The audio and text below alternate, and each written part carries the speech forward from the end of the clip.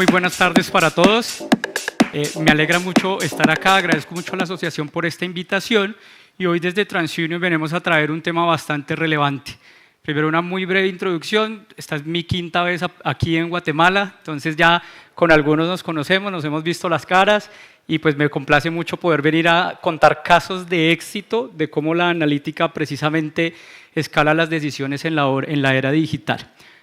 Nosotros en esta charla no queremos aburrirlos de pronto un poco con contenido técnico y todo esto lo que tratamos de hacer el día de hoy es aterrizarlo y traer casos de negocio, casos de éxito de la aplicación de nuevas metodologías precisamente en la originación de riesgo de crédito, pero más allá de la manera tradicional. Entonces, primero, muy rápidamente, pues, ¿qué hacemos todos en riesgo de crédito de manera tradicional?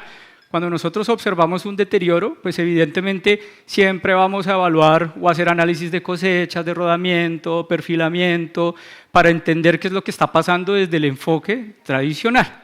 Pero lo que nosotros hemos observado a nivel internacional es que hay factores ocultos dentro de la morosidad que no siempre son explicados de la forma tradicional. Entonces vamos a hablar un poco de un primer componente que les queremos contar de dos ejercicios que hemos traído para ustedes y es precisamente cómo en los incrementos de morosidad a veces hay factores ocultos como el fraude y cómo precisamente poder anticiparnos a la materialización de ese fraude. Y esto habla muy bien con lo que se ha venido como charlando hoy durante todo el día, donde veíamos en la mañana y se hablaba un poco acerca de cómo realizar de manera adecuada esa identificación del consumidor, pero nosotros queremos ir, digamos, también un poco más allá y hablar de otras tipologías de fraude que para muchos incluso pueden ser emergentes. Entonces, particularmente fraude de primera persona, fraude de identidad sintética. Y para alinearnos en conceptos, para que todos estemos como en la misma línea desde TransUnion, nosotros cómo entendemos estas tipologías de fraude. Fraude de primera persona, yo soy el consumidor que hace la solicitud del crédito, pero no tengo intención de pagar. De pronto también lo he escuchado como fraude moral o como riesgo moral. Es decir, son mis datos, yo aplico el crédito, me lo otorgan y de inmediato yo no pago. La segunda tipología de fraude de la que vamos a hablar es fraude de identidad sintética. Y aquí esto básicamente lo definimos como realizar un fraude a partir de una combinación tanto de información real como de información ficticia.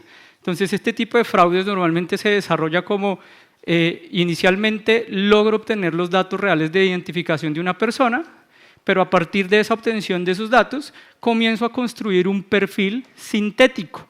Es decir, comienzo por ejemplo, generar aperturas de productos, mejorar ese perfil y una vez lo tengo madurado y muy fuerte, cometo el fraude. Entonces vamos a hablar de tres países, vamos a hablar de Canadá, Colombia, Guatemala. Entonces primero en Canadá, y lo voy a resumir bastante rápido por el tiempo que nosotros tenemos, pero en este gráfico lo que nosotros vemos es que a partir del 2023 se empezó a observar un deterioro en la morosidad de Canadá. Palabras más, palabras menos, se hicieron muchos análisis para entender si esto era un tema de riesgo crediticio, se encontró que no. Y se encontró que era un factor oculto que era el fraude. ¿Cómo se llegó a esa conclusión? Y rápidamente este gráfico nos lo dice.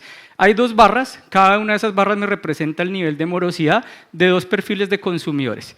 Barra azul oscura son consumidores new to credit, son consumidores que se definen como experiencia menor a 24 meses o sin experiencia crediticia, y la barra azul clara como consumidores establecidos que ya tienen una amplia experiencia.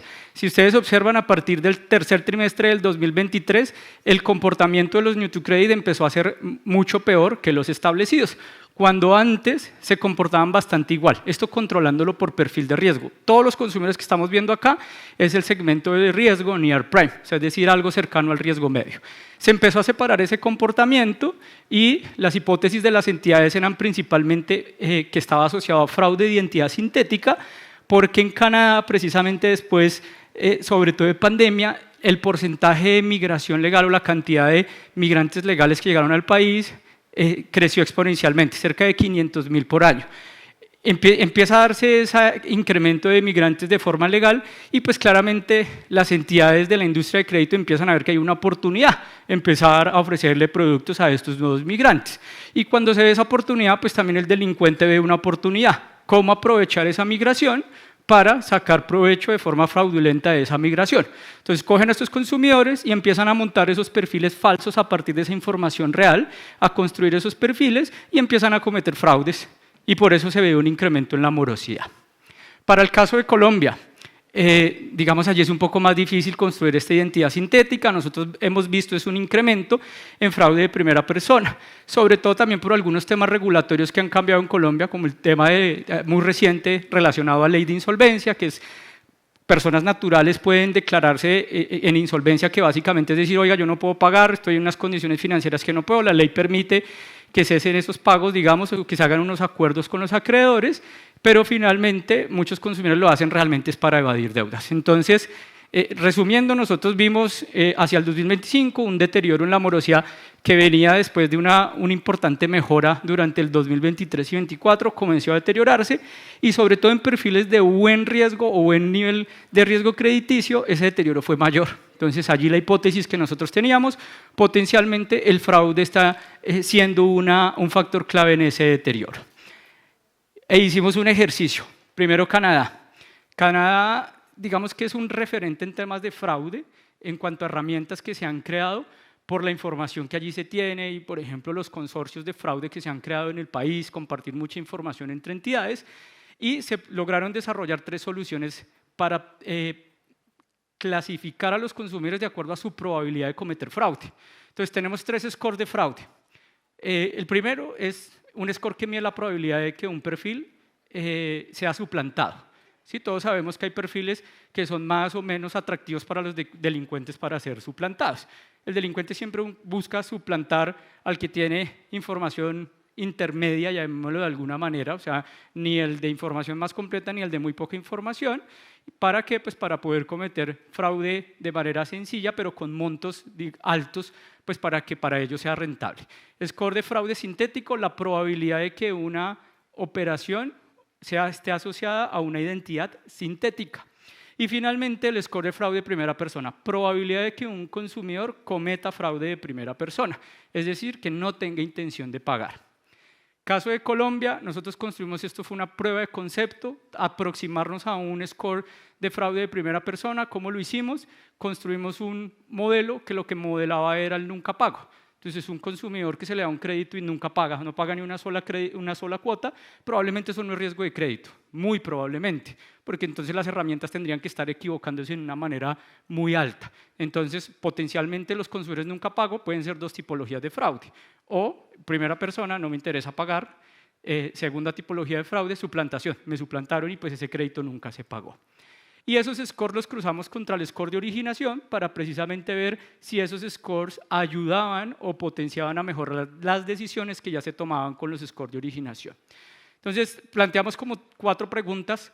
La primera es cómo se diferencian en los análisis de impago por deterioro económico versus por intención fraudulenta. Porque también cuando llegamos a ciclos negativos donde hay un deterioro macro, como lo que estamos viendo con el shock de pagos precisamente por el incremento del precio del petróleo, cómo diferenciar consumidores que tienen una afectación real y realmente no aquellos consumidores que no realizan pagos por fraude.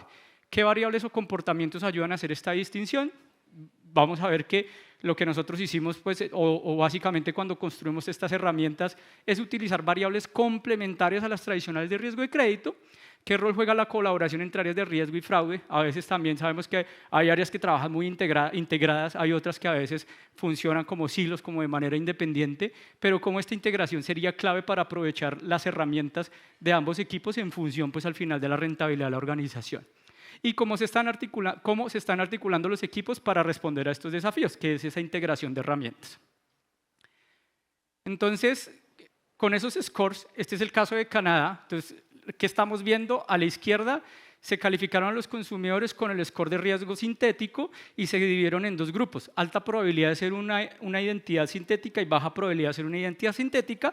El de la mitad, alta probabilidad de ser un fraude de primera persona, baja probabilidad de ser fraude de primera persona.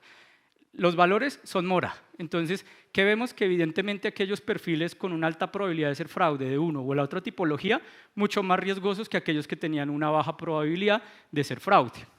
Para el caso de Colombia, con la prueba de concepto que construimos, igualmente, vemos que cuando lo abrimos entre consumidores de una alta probabilidad de ser un fraude primera persona versus baja probabilidad de ser fraude primera persona, son también exponencialmente muy diferentes en términos de riesgo de crédito. O sea, el score que no fue construido para medir o entrenar una variable de riesgo de crédito funciona para riesgo de crédito. Es decir, esos perfiles con alta probabilidad de ser fraudes evidentemente terminan siendo mucho más riesgosos.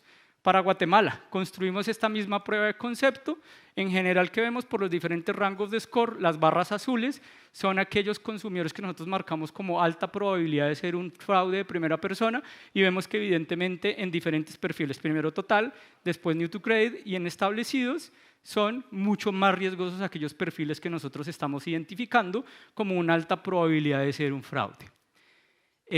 Cuando lo vemos a nivel de los diferentes rangos de score, pues vemos nuevamente que incluso en los mejores rangos también uno encuentra esos perfiles, pero hay una alta concentración sobre todo en los perfiles de riesgo medio y alto, que son prime, near prime y subprime, y vemos ahí nuevamente cómo se diferencia ese comportamiento de los consumidores. Es decir, nuevamente, yo controlo por riesgo, o sea, mi score de originación funciona porque si ustedes ven, bien sea barra azul oscura o barra azul clara, ordena. O sea, peor score de originación, peor consumidor.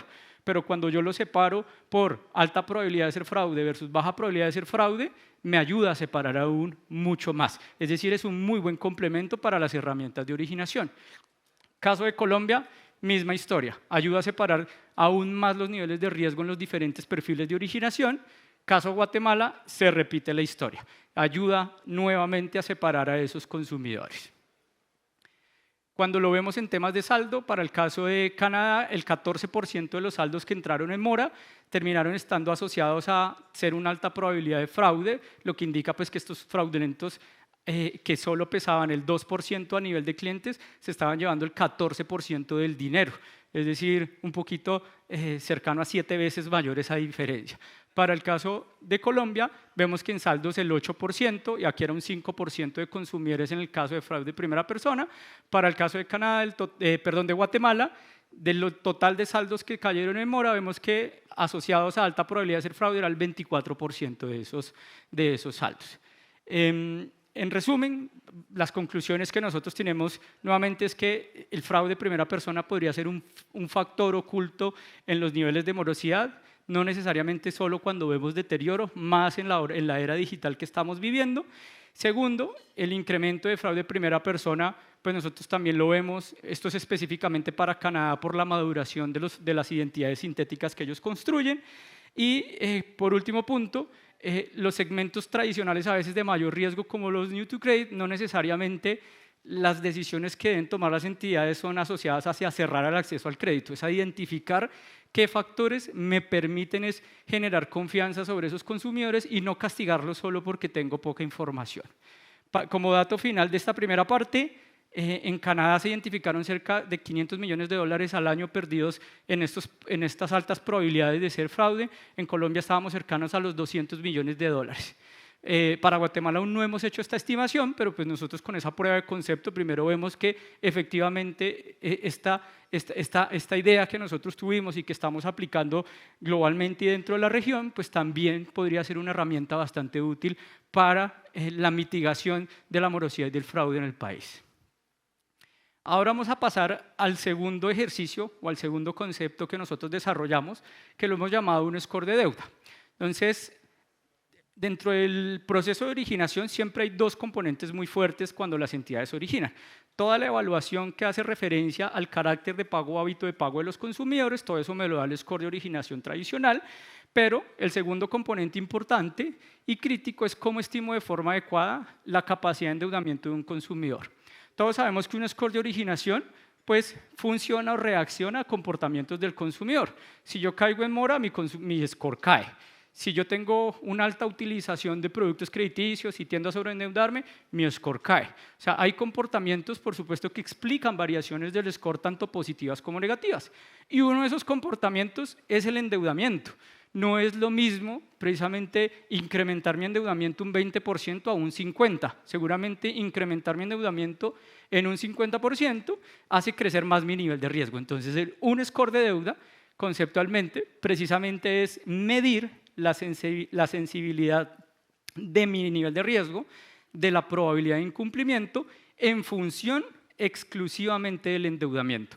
Para eso nosotros utilizamos variables relacionadas con el endeudamiento, como las cuotas, razones entre las cuotas y los valores iniciales y los saldos, las utilizaciones, las variaciones netas de los saldos y los porcentajes pendientes de pago. Con esas variables que hicimos nosotros, construimos un modelo, entrenamos una variable de mora de 90 a 12 meses para este ejercicio, construimos un score y ese score al final lo que nos relaciona es cuál es el nivel de deuda óptimo en función de la probabilidad de incumplimiento. Y todos estos desarrollos además parten de consumidores que cumplen una política ya de riesgo, porque la función de un score de deuda no es reemplazar a la decisión que yo estoy tomando con los scores de originación tradicionales, sino precisamente no deteriorar o no dañar la decisión que yo tomé con mis políticas de originación. Si yo establecí que era un buen perfil de riesgo crediticio, yo no lo puedo dañar por sobreendeudamiento. El score de deuda es cómo garantizo que ese segundo componente esté controlado o mitigado.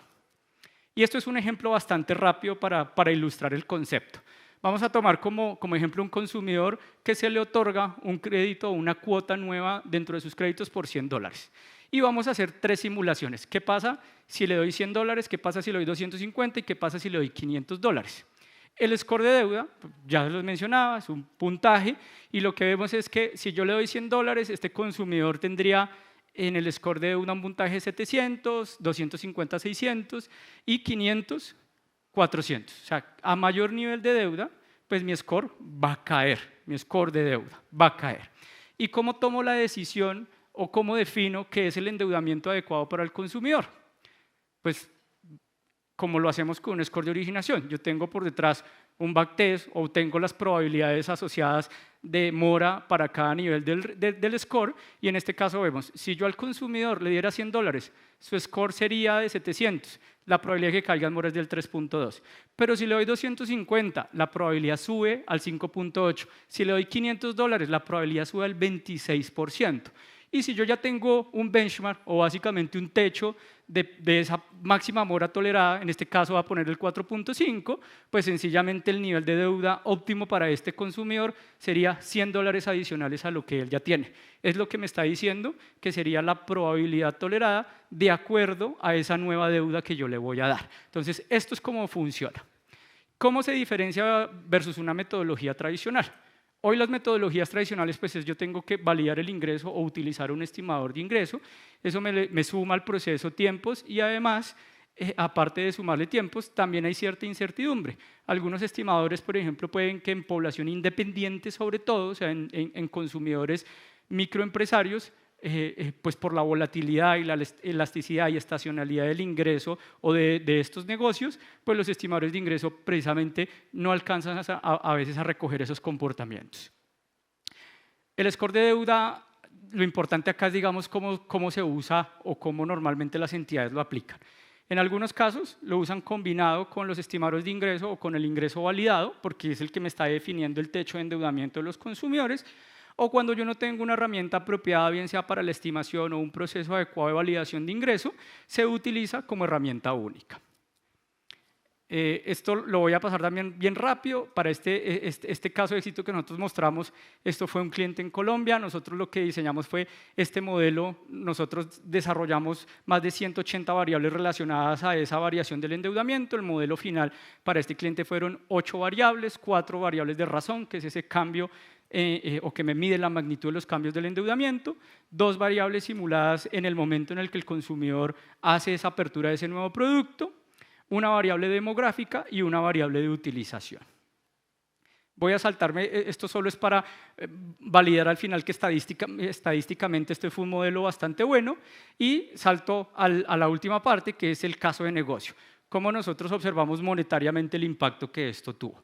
Entonces, se cogieron todas las originaciones de un año de este cliente, de esta entidad, y la calificamos. El score de originación tradicional es lo que está en la primera columna, y en las restantes está el score de deuda. O sea, hicimos esa matriz cruzada para determinar cuál fue el nivel de riesgo de los consumidores asociado al score de originación y al score de deuda. En general, ¿qué vemos? Primero, el recuadro punteado en rojo, pues el score de originación me lo ordenó bastante bien. Consumidores de score más bajo tasas de mora más altas, estas son tasas observadas, tasas reales, y a medida que yo evalúo cada uno de los niveles de score de originación y me muevo hacia la izquierda, vemos que el score de deuda me está diciendo que efectivamente hay consumidores que potencialmente fueron sobreendeudados, zona roja. Nosotros hicimos una simulación y cambiamos el valor del crédito que se le otorgó a ese consumidor para encontrar cuál era el nivel de endeudamiento que lo movía a las zonas blancas, es decir, que lo movía a un nivel de endeudamiento apropiado para ese consumidor. Cuando hicimos ese movimiento, dos mensajes claves. El primero, el nivel de riesgo cae porque estoy ajustando el nivel de riesgo por sobreendeudamiento, pasa del 3,91 al 2,68 la tasa de malos. Los montos colocados caen, claramente estoy haciendo ajustes para no sobreendeudar a unos consumidores. Esta entidad no hubiera desembolsado 422 millones de dólares, sino 375, pero en un ejercicio financiero muy rápido, el ahorro en pérdidas mitigaría esa disminución en la colocación e incluso nosotros vimos un incremento de 1,6 millones de dólares realmente en esa contribución absoluta de los intereses, restándole la pérdida que se podría llegar a tener. Eso es como lo que queríamos contarles y un mensaje, digamos que para al final que el verdadero riesgo no está en lo que vemos, sino precisamente en lo que ignoramos.